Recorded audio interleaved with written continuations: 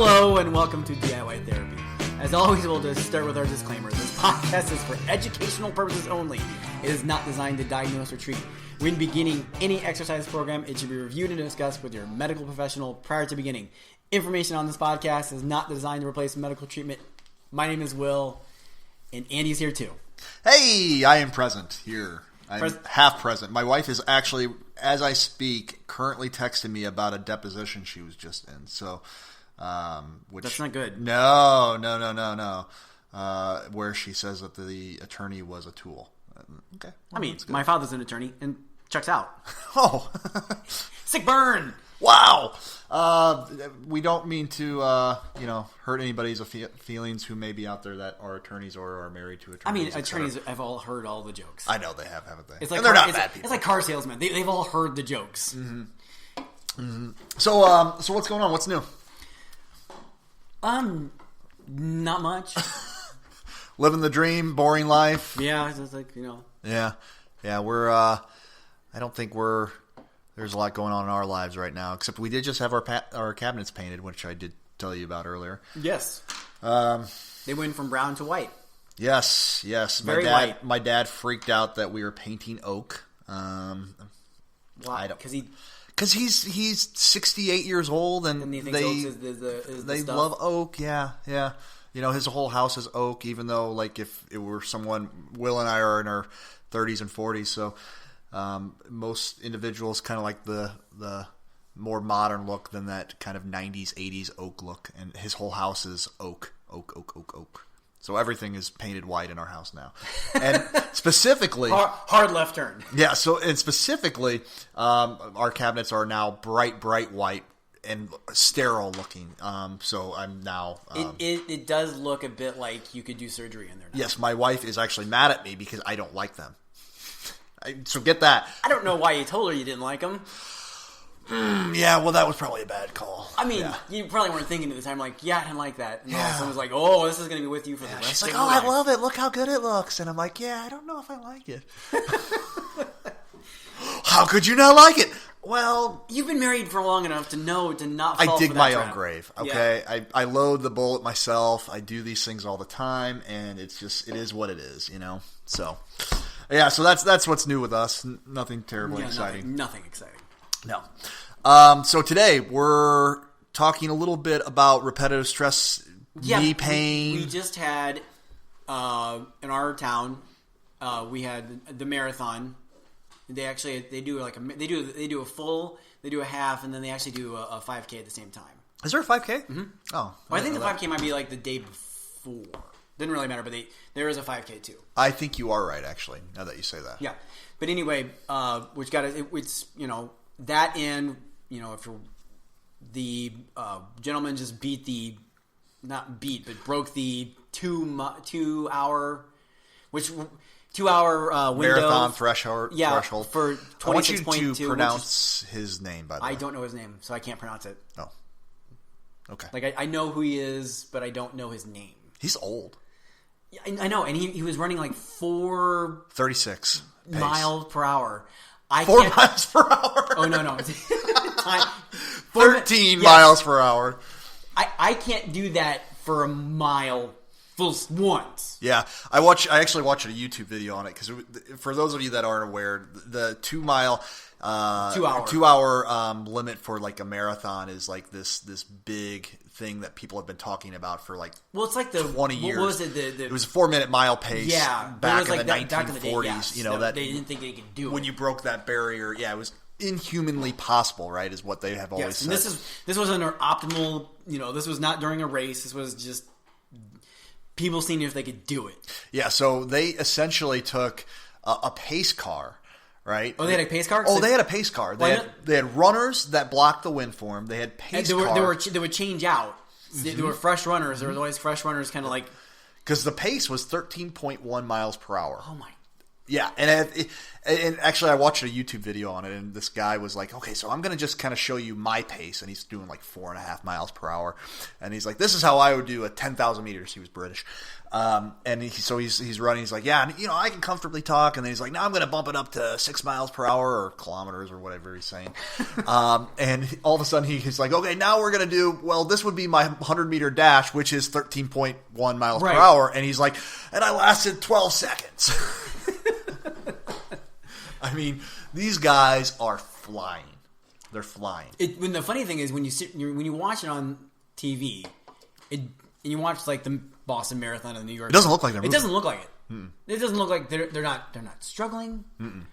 I mean, sure there is that odd person who just like dies, like not physically, but they're like, and then like they have like their body basically starts shutting down. You see that more in like the Ironmans and stuff like that. Yeah, those 100-mile, the ultramarathons, ultramarathons, and the big old Ironmans, the big triathlon ones. Those are hard. That take like 13 hours. Yes. Yeah. But we kind of started thinking like, okay, well, since after that we'll just talk about a little bit of repetitive injury, specifically with the knee. Yeah. And how to kind of manage those, and then also how to get back into, the racing that you've been doing or running that you've been doing, so that you can get back to the level that you want. Or even just being able to do stairs again. That would be a bonus. Yeah.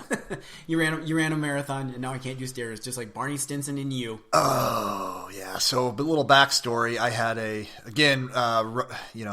really digging my own grave with my wife. I had a running bet with my wife that I could basically run a marathon without training. I'm 36. I did this 3 years ago. I did win the bet. I lost the war, but I did win the bet. I could not go up and down stairs for about a week and a half following the marathon. I actually worked the next day, but couldn't put on shoes. Because you couldn't reach them? No, my feet hurt stinking bad. They were. Did you get blisters all over your feet? I did, but I couldn't feel my feet by the end of the marathon. That's fine. Yeah. Oh yeah. And so even a little bit more background. Like the reason why I did this was because I played soccer in college, and I always joked around that we were basically our cross country team, not soccer team. So I've got a knack for just long distance running in general, and so ultimately I made an offhand comment to my wife, and she made me eat those words pretty bad, and that's where the bet came from. But with that being said, I did actually run it in 3 hours and 45 minutes, which is respectable. It's a very respectable. My goal was under four for someone hours. who did not do any training for it. No. Now, I did run. I think the maximum I ran was like 6 or 7 miles or something like that, like at a time. Which is not necessarily enough. No. When I say not necessarily, it's definitively not enough. No. So I had some of these major repetitive pains for probably 4 to 5, 6 weeks after. I didn't run again for another 6 weeks after the marathon. So because I couldn't do any pounding on my legs. They just hurt. They just not surprising. Brutally hurt. That's not surprising. Really, I don't recommend that for anybody. But anyways, so there's a lot of different kind of repetitive strains that can happen if you are doing running, training for running. We can have some meniscus injuries. We can have just some arthritic kind of flare-ups. We can have some tendinitis, specifically patella tendinitis, quadricep tendinitis. Okay, so explain the difference between those two, because you wouldn't think that they're different, but they are different. Yeah, and so basically what they are, okay, so there's the kneecap. Then you have underneath the kneecap, there is a tendon that actually attaches to the kneecap to the lower shin bone, or the shin bone. Yeah, the shin. Yeah. Okay. So that when you go to the doctor and they test your reflexes, that's the one they're hitting. That's the patella tendon. Sorry. And then the quadricep tendon is what attaches that big thigh muscle to the top of the patella or the kneecap. Yeah. Okay. That one's harder to feel, but it's there. It's there. Yeah. It's not as prominent. And so you can get tendinitis in either one of those. Obviously, if it's more in kind of below the knee, that's in point. Both of these are typically point tender, so you can kind of point you'll be able to touch it and you're like, okay, it's there. Yeah. And that's going to be your tendonitis of those two structures. And that's typically, besides hamstring tendonitis too, which is going to be the muscles on the back end of the back of your legs, back of the legs, or hammies. Yeah. There's 3 of those. Those can also become inflamed. All of those are going to be treated by rest and ice. So you've got to, or at least a decrease in the activity that can also be classified as rest. But definitely ice and backing off whatever activities. Sometimes if you're not a fool like you and you I'm sorry, what? You went out and just did this thing, right? If you had been, dominated. I'm sure. If you had been working out before, and probably some light, exercises would probably not necessarily be the worst.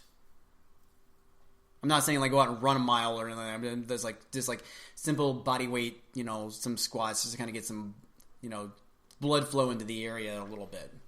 Talking about training for it, or no, not training. I'm saying after your injury. Oh yeah, after I did it, yeah. Some light, Yeah, some light strengthening. But if you're a fool like you and just went out and did a thing, now you just need a full stop. Yes. Don't do any exercises necessarily. Just wait for everything to calm down a bit. Yeah, the key to really any rehab is to try to mimic the same motion, mimic the same muscle contractions, the same joint actions, but do it below your pain threshold or in a comparable way without agitating it. I mean, that's really it. And so, as Will was saying, like if you do start to have some knee pain, well, try some mini lunges, mini squats, things like that. We're talking like mini, like you're not going 6 to 12 inches. Yeah, you're not even going to 90. Mm-hmm. That way, you're not doing that repetitive pounding, but you're still activating, stimulating the area. Yeah. You can do short arc quads. That's a harder one to describe. Yeah, maybe we'll get a picture for that one. You could technically do long arc quads, so basically sitting at the edge of your bed and kicking out with no weight. No weight. Or if you did have an ankle weight, you could do a very low ankle weight. Yeah, I mean, because if you go to the gym and you say you have patellar tendonitis or patellar or quadricep tendonitis, hopping in that machine, the knee leg extension, is probably the worst thing for you. Oh, it's terrible. Because your quads are super strong and you're able to do a lot of weight on it, but it's doing it in a biomechanical way that is not designed for your knee to do. No, I think you'd agree with me on this. Those machines that you see that kind of go off of the bench. Yes. Those knee extension machines probably cause more harm than good. Yeah, they torque on the joint. It's because it's what we call it's an open chain exercise. Mm-hmm. So an open chain exercise is basically where for anything with your legs is whenever you're doing the exercise and your foot is not touching the ground essentially, mm-hmm. or touching some sort of surface. Mm-hmm. So like if you go to like the hip sled or whatever that you want to call that, that's technically a closed chain exercise because your foot is on the thing that's moving it. Mm-hmm. Right, when you're laying down and doing the hamstring exercises, or you're doing those exercises, those are open chain exercises, and they're not. Despite the fact you can actually move a lot of weight that way, it's dubious on how much is good for your knee, though. Well, and functionality wise, it doesn't reproduce function. Yeah, So I mean, those are great for if you're in bodybuilding. Yeah, you're specifically wanting to target that specific muscle. Yeah, but from a functionality standpoint, that is not a very functional. If you want to do it at a really light weight and high reps and but that would be to just get the quads stimulated. Like if you did have quad tendonitis. Yeah, just like we're talking like really low weight, 12 to 15 reps, and you're doing it like slow up, hold, slow down, slow up, hold, and just like really controlled. Mm-hmm. Then those are appropriate. Yes. When you start adding... You're doing like 90 or more than that. I don't even know how much weight you can put on those things. Oh, you can put a lot. Yeah, you can put a lot. But it's just like so much pressure right there. It is. It's a lot of pressure on the anterior knee, really bad for that. And unfortunately, that's one of the places that a lot of people go to. Yeah. Yeah. So try to avoid those if you are having any front knee pain, anterior knee pain. I mean, your knee would probably let you know. You'd sit into it like, I should do this to strengthen my knee. You'd get into it and your knee would be like, nope! I don't know. I worked at a place where we had one of those machines and everybody gravitated towards them. Oh, yeah. It was insane. Because it's an easy to understand exercise. Yeah. Well, and they see it all. Yeah, they see it all the time. It's easy to understand. You can get in it easy. I mean, people just gravitated towards it. I'm like, no, I don't think we're going to do that one today. Let's stay away. Let's, how about this one over here? Yeah. Let's do these mini squats again. So, I think, again, our philosophy is let's back off any exercise, any running that's actually agitating the tissue, and then slowly start to increase the strength, increase the range of motion, and increase the amount of resistance that you're having with it. Typically, range of motion isn't a big issue with just these. Usually, yeah. Usually, it's just like a muscle soreness kind of thing. Yeah, I mean, so you could do some gentle quad sets. Or quad stretching. Lying on your side and kind of pulling the butt to the heel, or heel slides as a range of motion exercise. But range of motion typically, if it's from a running injury, isn't really a major issue. No, unless there was a true traumatic event. Yes, unless there was that. The only reason you might feel is because of the edema, the swelling, and it just takes up space, so then there's less room. Yeah. Heel toe rocking is always a good one. That kind of just stimulates the back of the calf, which goes across the back of the knee, which helps to move some fluid out of that area. It also just helps to kind of get, again, you're mimicking some of those normal joint motions. Especially with patterns like with the running. Mm-hmm. Heel toe, when we run, we typically do kind of a heel toe pattern. So rocking back onto the heels, up onto the toes. Those are going to mimic those types of patterns. So that's good. Trying to think what else. Those are the easy ones to start back into. If you're still having a little bit of the pain, we have a brace that we have done a lot of research on. Like it's a real common brace, but it's a little patella brace that you wrap around, and it changes the insertion of the muscle of the tendon. That's way more complicated than it needs to be. Oh, he's rubbing his eyes. Go ahead. Oh yeah, no. Oh yeah. You're doing great. Am I? Yeah. But it basically changes the point where the pull is. So it relieves a lot of the stress in specific areas. So I've used them. They work great. Yeah. A lot of patella tendonitis issues are actually where the patella attaches to one of the bones. So it just basically changes the how that pull is being pulled onto that bone and that attachment site, so that it does provide a lot of relief with that. I used to have bad case of patellar tendonitis when I was in college, and jumper's knee it's also referred to as that, and I wore this thing all the time, and whenever I do run more repetitively, I tend to have a little bit more knee pain, and this does seem to help. And I've recommended it with a lot of different patients over the years, and people tend to have pretty good success with it. So if you are having some of that stuff, some of that pain, and you're trying to... And it's an easy thing to put on, like, under your clothes. Oh, yeah. I mean, you can... It's not restrictive either. And it's easy to take off. It's easy to put on and take off. I'll put a link to it in the show notes in the description, but there have been several patients I've just said, you just need a bit of a break. They're walking a lot at work. Mm-hmm.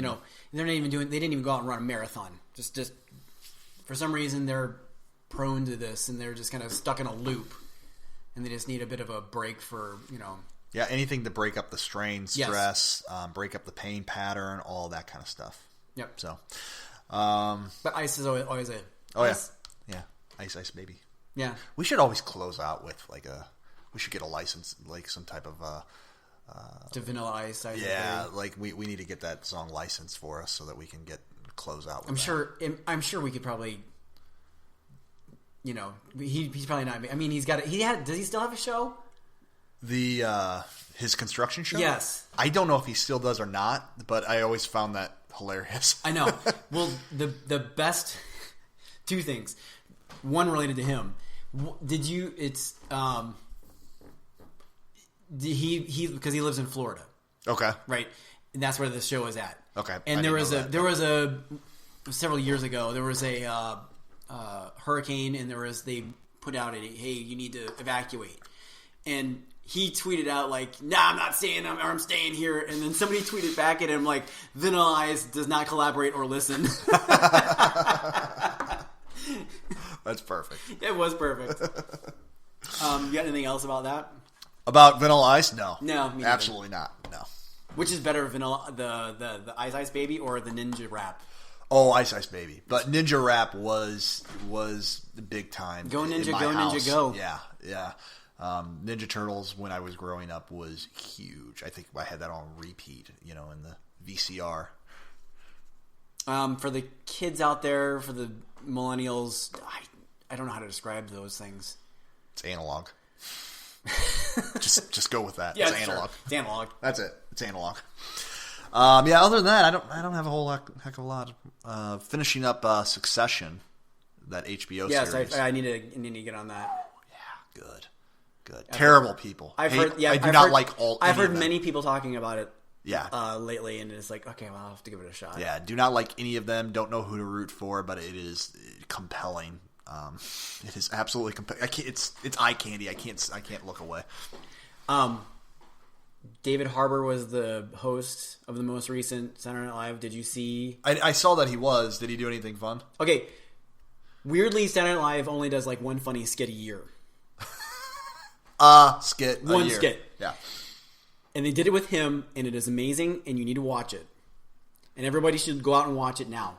They did it's not quite shot, whether you would call shot for shot, but they did a spoof on the Joker. But the new one? Yes. Have you seen it? No. They did like a spoof of the trailer of the Joker. Oh, a trailer. Okay. Right. Where it's David Harbour, and he's playing Oscar the Grouch. It's like he's like, so it opens with him like, as a trash man, and he's looking in and like, like the guy who's with him is like, you don't even know it's Grover because they're just humans, and it's you look at his name tag, it says Grover, and it says, oh man, this garbage smells like garbage or something like that. It's like, why don't you shut up? And like, man, why are you so grouchy, Oscar? Then it, like grim and gritty and like things like that. It's like Snuffleupagus as a pimp. And it's like, it's awful and hilarious at the same time. And it's on YouTube. It's free. Just watch it. It's very much worth the 3 minutes. SNL, David. I'm searching it right now. It's all right. I'll check it out. It's very humorous. Other than that, I don't got anything else. Cool.